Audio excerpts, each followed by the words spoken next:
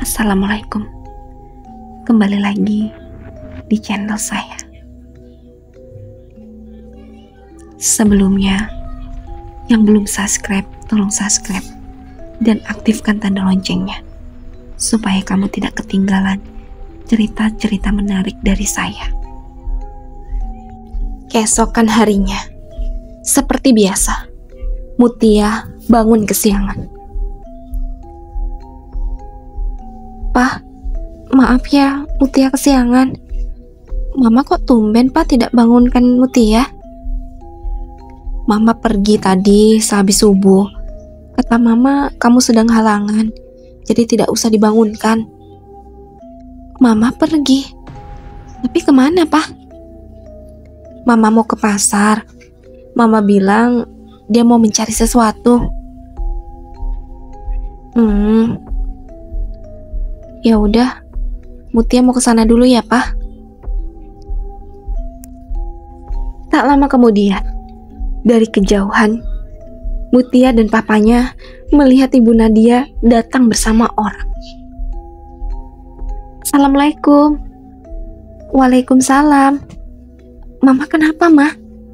Mama baik-baik aja kan?" Cerocos Papa Mutia.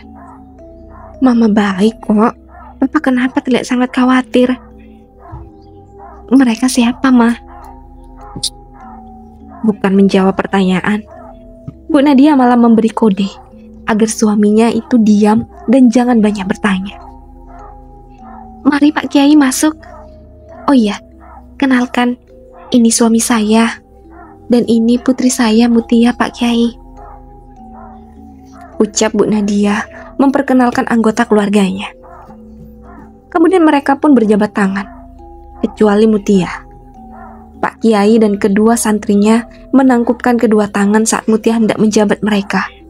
Dan Mutia pun paham. "Silakan duduk Pak Kiai." "Mutia, tolong ambilkan minuman nak." "Oh iya, Pak Kiai mau teh atau kopi?" "Tidak perlu repot-repot Bu, air putih saja." "Nah, tolong ambilkan air putih dan buatkan kopi juga sekalian ya." Sejak tadi Mutia bingung. Ibunya ini seperti sibuk sendiri.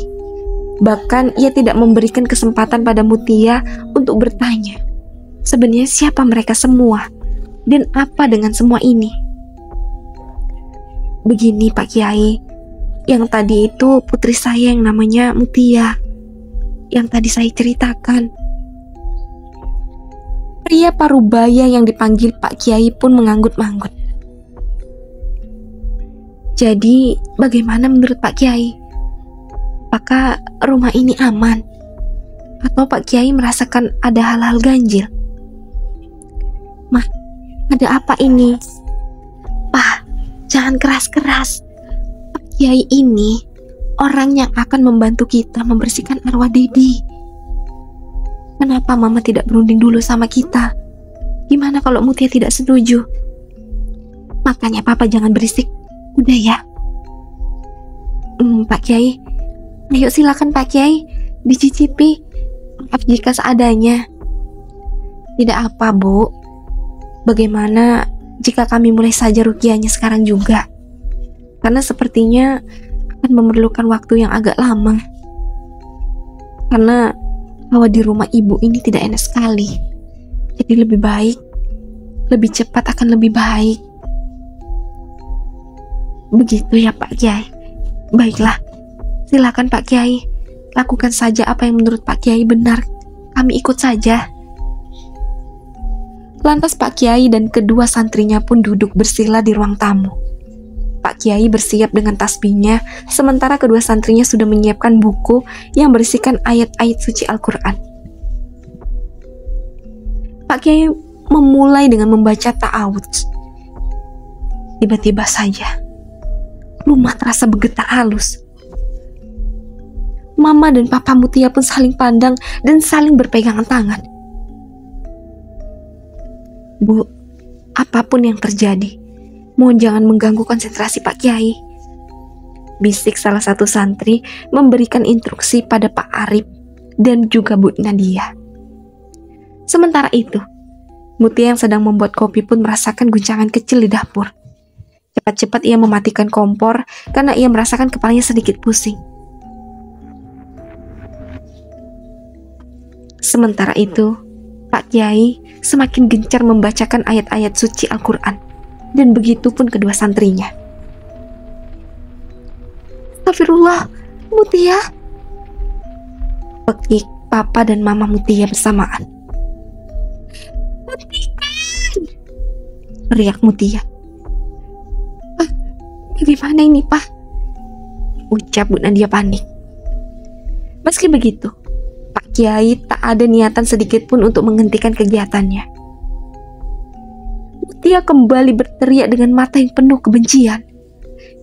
Nak, tenang nak, ini bukan apa-apa, ucap Papa Mutia, berdiri menghampiri putrinya.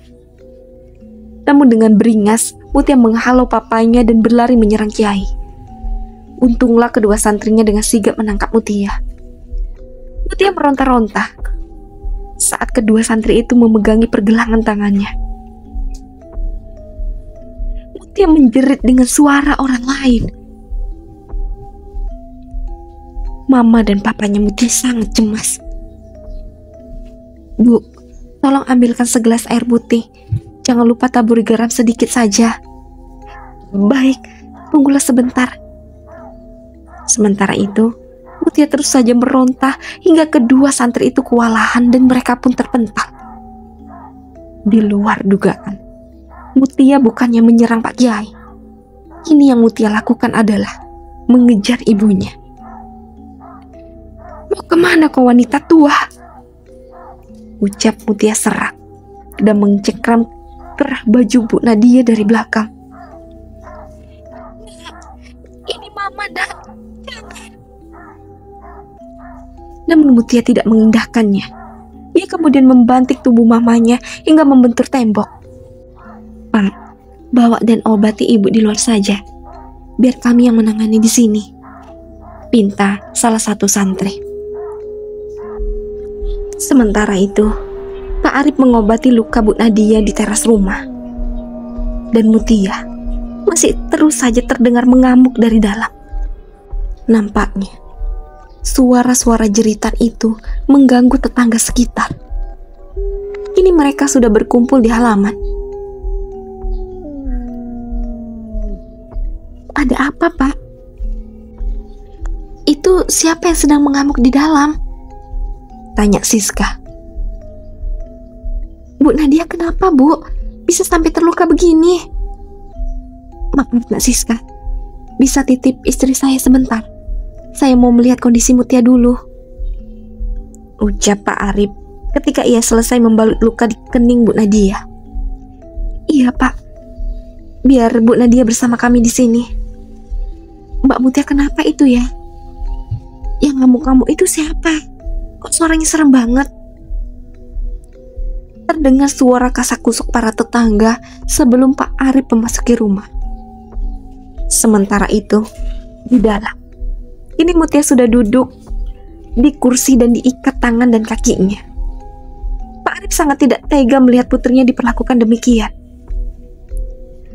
Kalian apakan anak saya? Tanya Pak Arif sedikit emosi. Maaf Pak, ini demi keselamatan Mbak Mutia juga, jawab salah satu santri. Iya, tapi kenapa acara meruqyah rumah ini berujung malah petaka seperti ini? Sampai-sampai istri saya menjadi korbannya. Saya tidak mau kalau Mutia juga sampai celaka. Maafkan kami, Pak. Rupanya penghuni di dalam rumah ini tidak terima jika rumahnya dibersihkan. Saya tidak mau tahu. Keluarga kami awalnya baik-baik saja. Tapi semenjak rumah ini dibersihkan, kenapa jadi begini? Papa, sakit, Pak. Rintih Mutia. Sakit? Apanya yang sakit, Nak? Sakit, Pak. Kamu dengar tidak? Anak saya kesakitan. Cepat lepaskan dia. Tapi, Pak, itu bukan Mbak Mutia. Itu tipuan mereka, Pak. jawab salah satu santri. Masa bodoh dengan ruqyah kalian? Aku tidak suka cara kalian yang menyakiti anakku. Baru saja Pak Arif selesai membuka ikatannya Mutia tertawa dengan suara yang memekakkan telinga. Dengan sekuat tenaga, Mutia menendang Pak Arif yang berada di hadapannya hingga Pak Arif terpental beberapa meter dan menabrak tembok. Astagfirullah. Mutia tertawa. Kemudian ia melesat pergi melalui pintu belakang. Sementara itu, salah satu santri membopong Pak Arif ke ruang tamu. Apakah dia melarikan diri? Tanya Pak Kiai yang baru saja menyudahi ruqyahnya. Iya Pak Kiai, saya akan menyusul untuk mencarinya. Sepertinya tidak akan mudah kalian menemukannya. Ini pasti rencana mereka untuk kita agar kita mundur dari ruqyah ini.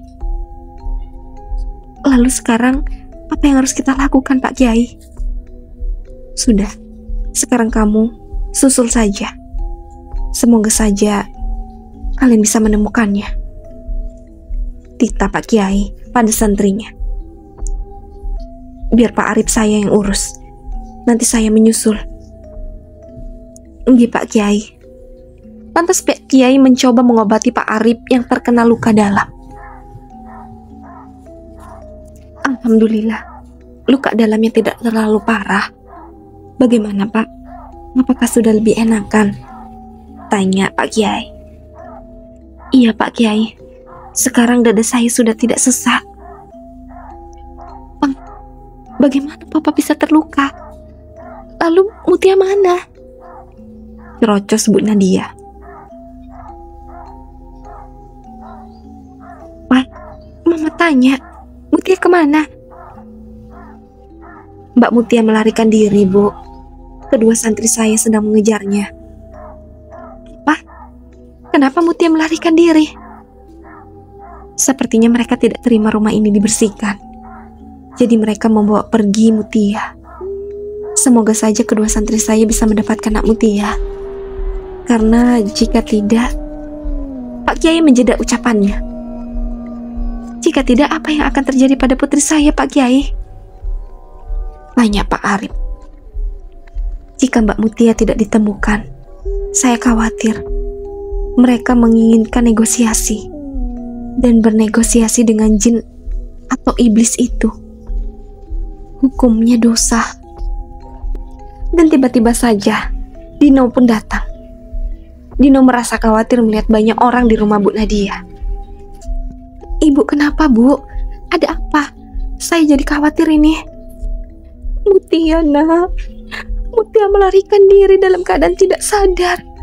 Mutia kerasukan. Astagfirullah. Bagaimana Mutia bisa kerasukan, Bu? Lalu sekarang Mutia lari kemana? Ceritanya panjang, nak. Ibu khawatir terjadi apa-apa di belakang rumah ini. Di rumah ini ada danau yang sangat dalam. Kedua santri, Pak Kiai yang menyusulnya pun belum pulang sampai saat ini. Mana hari sudah sore. Ya sudah, Dino coba susulin Mutia ya Bu. Mudah-mudahan tidak terjadi apa-apa. Sementara itu, di tepi danau, Mutia tengah tertawa terbahak-bahak karena ia berhasil mengelabui kedua santri kiai yang mengejarnya. Beberapa saat kemudian, Alhamdulillah ya Allah, Bu Nadia berseru lega ketika melihat Mutia dalam gendongan Dino. Letakkan dia di kamarnya saja nak Dino. Ayo. Ibunya memberi Dino jalan menuju kamar Mutia.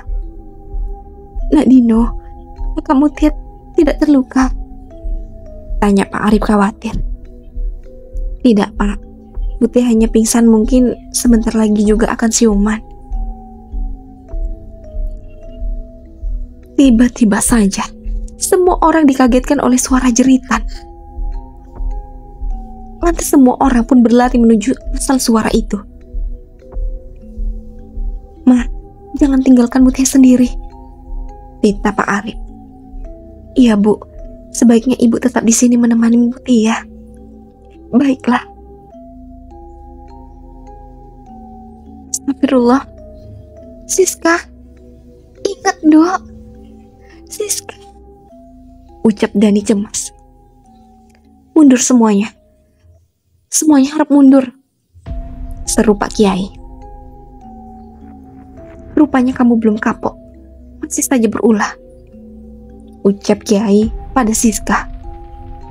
Bukan Siska, tapi sosok yang kini mendiami tubuh Siska. Harap semua jangan kosongkan pikiran, perbanyak zikir atau kembali saja ke rumah masing-masing, ucap Pak Kiai mengingatkan. Namun tiba-tiba saja terdengar lagi jeritan dan tangisan di antara ibu-ibu yang menonton Siska. Ya Allah, ada apa lagi ini? Kok rame banget di depan? Ucap Bu Nadia sambil mengintip dari balik pintu kamar Mutia. Tiba-tiba saja mata Mutia terbuka. Alhamdulillah kamu sudah sadar, nak, ucapnya kemudian menghampiri putrinya. Kamu dingin sekali, Mutia. Bu Nadia menyentuh tangan Mutia. Ketika melihat Mutia, Bu Nadia sedikit takut. Ia menemukan hal aneh pada putrinya itu. Sejak tadi mata Mutia melotot dan tidak berkedip sedikit pun. Bu Nadia sedikit ragu. Ia menjauhkan diri perlahan. Namun dengan cepat, Mutia menyergapnya dan mencekik lehernya. Jangan, nak. Ini mama, nak, ucap Bu Nadia terbata-bata. Namun Mutia tak menghiraukan perkataan ibunya. Ia terus saja mencekik dengan pandangan buas. Kenapa jadi kacau seperti ini? Sebanyak inikah penghuni rumah tua ini? Tapi yang berada di sini dominan jin wanita. Lalu apakah mereka semua ini diperintah oleh Dedi? Gumam Dino dalam hati. Mengapa mengingat tentang Dedi, Dino jadi kepikiran Mutia. Lantas Dino berlari ke dalam rumah untuk memastikan jika Mutia baik-baik saja. Astagfirullah, Mutia. Lepaskan Mutia. Ini mama kamu. Siapa saja yang mengusikku harus mati, ucap Mutia. Dedi, lepas Dedi. Dia ibu mertua kamu. Dia ibunya Mutia, seru Dino saat ia mengenali suara Dedi. Dia membenciku. Dia mau menyingkirkanku dari sini. Jika sampai Bu Nadia tiada, Mutia akan membencimu, Dedi. Cepat lepaskan. Entah dorongan apa yang membuat Mutia melepaskan cekikannya pada leher Bu Nadia. Kini Bu Nadia tergeletak lemas dan Dino buru-buru mengevakuasinya. Setelah membawa Bu Nadia ke ruang tamu, Dino pun kembali ke kamar Mutia untuk melihat kondisinya.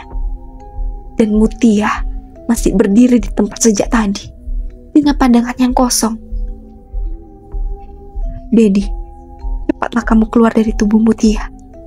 Kasihan dia, Mutia. Sekarang kalian sudah beda alam. Jangan ganggu dia dan keluarganya lagi, ucap Dino pada Dedi yang masih mendiami tubuh Mutia. Mereka juga mengganggu ketenanganku, jawab Dedi singkat. Maksud Bu Nadia baik. Dia hanya ingin membebaskan jiwamu dari belenggu dunia ini. Bu Nadia hanya ingin membuatmu beristirahat dengan tenang. Tapi ini rumahku. Aku masih ingin tinggal di sini. Aku akan menjaga Mutia dari orang-orang yang ingin mencelakainya, ucap Dedi tak mau kalah. Ini sudah bukan tempatmu lagi, Dedi. Rumah, istri, semuanya titipan saja saat kau masih hidup. Kini tempatmu bukan di sini lagi. Percayakan saja Mutia pada keluarganya, dan aku juga akan membantu mereka jika mereka membutuhkanku. Jika kamu lakukan ini, maka bukan orang lain yang menyakiti Mutia, tapi kamu, Dedi. Kamu sudah menyiksanya dengan berbuat seperti ini. Baiklah, aku akan berhenti. Tapi aku tidak akan pergi dari sini. Dan suruhlah orang-orang itu pergi. Aku tidak suka mereka mengusik rumahku, sahut Dedi. Baiklah, tapi kamu harus keluar dari tubuh Mutia dan perintahkan mereka semua juga untuk keluar dari tubuh Siska dan yang lainnya. Kemudian, detik itu juga, Mutia melemah dan tergeletak tak sadarkan diri kembali. Begitupun 3 orang yang tadi ikut kerasukan, ini mereka tak sadarkan diri juga. Lantas semua orang pun membubarkan diri.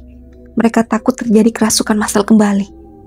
Dan sesuai keinginan Dedi, Dino pun meminta Pak Kiai dan kedua santrinya untuk menyudahi ruqyah ini.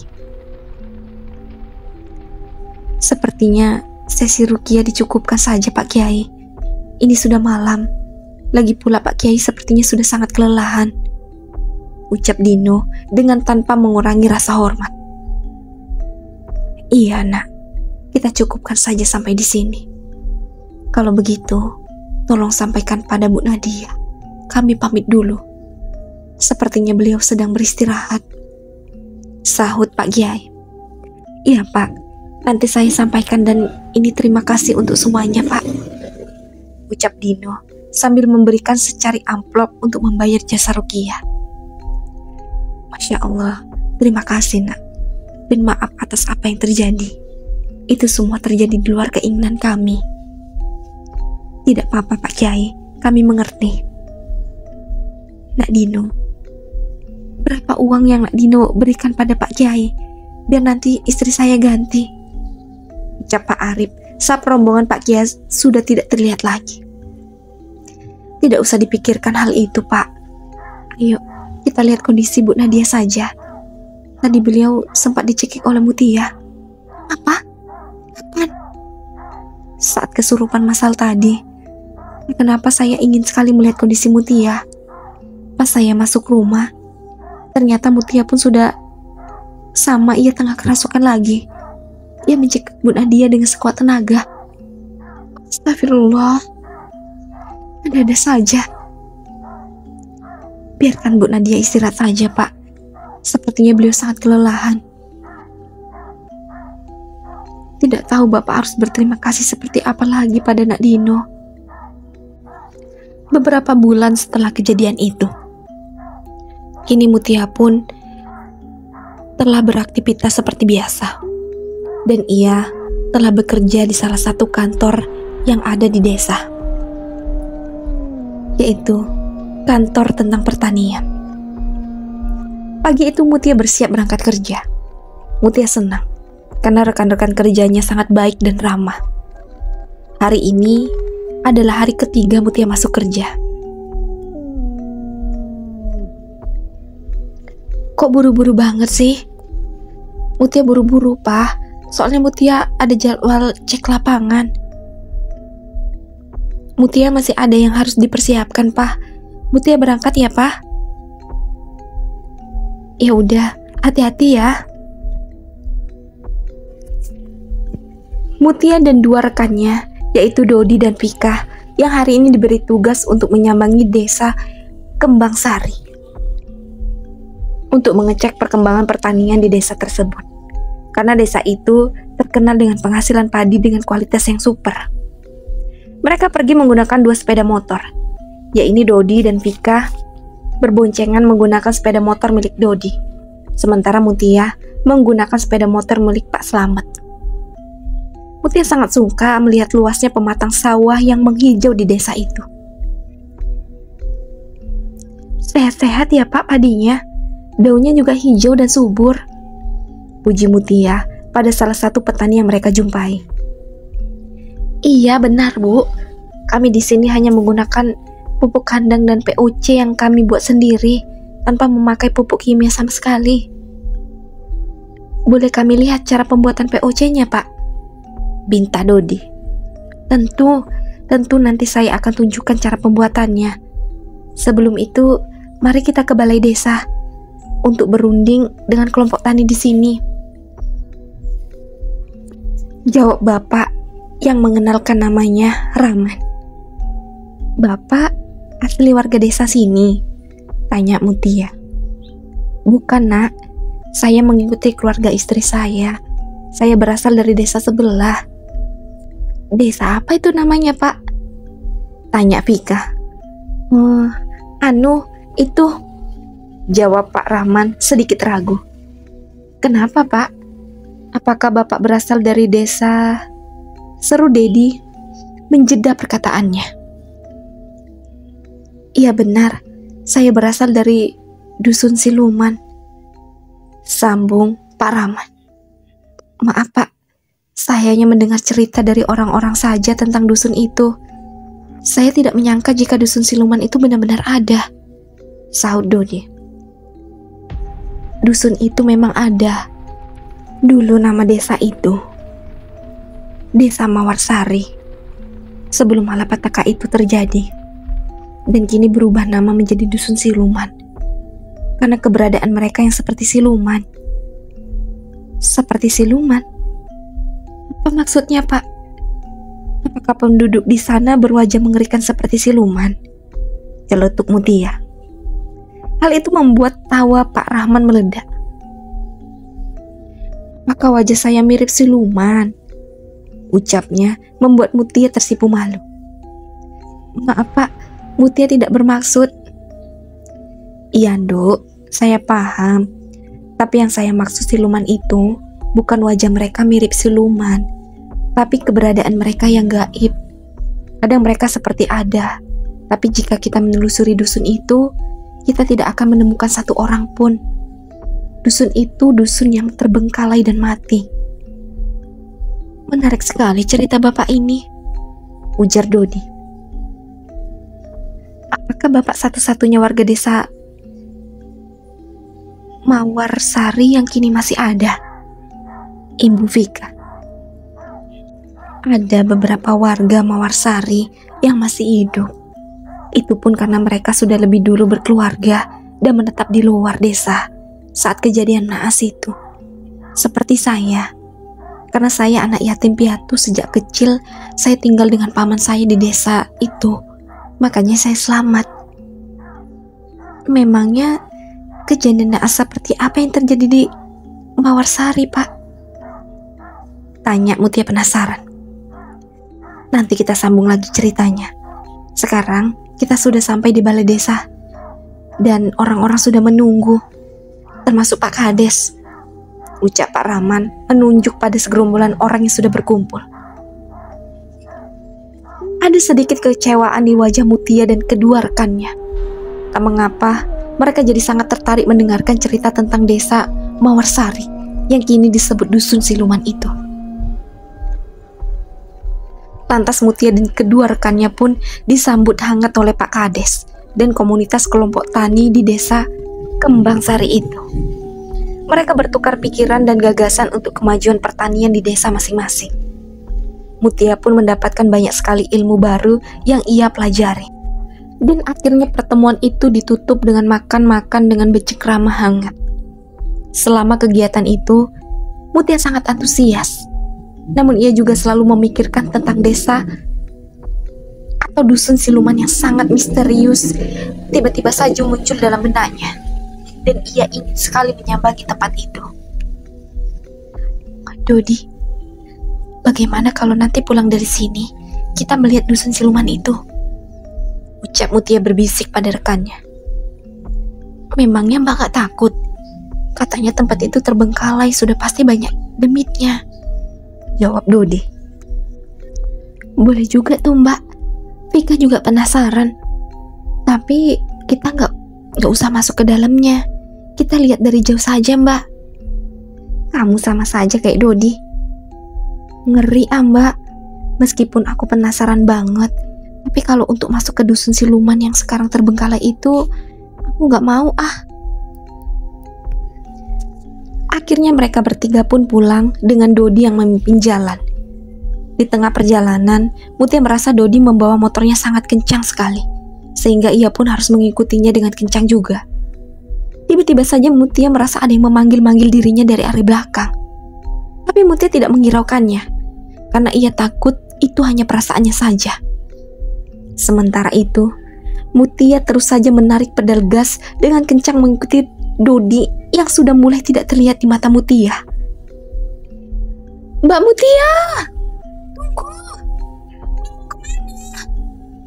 Teriak Dodi dan juga Vika. Dodi, di gimana ini? Mbak Mutia bawa motornya kebut banget. Tanya Pika khawatir.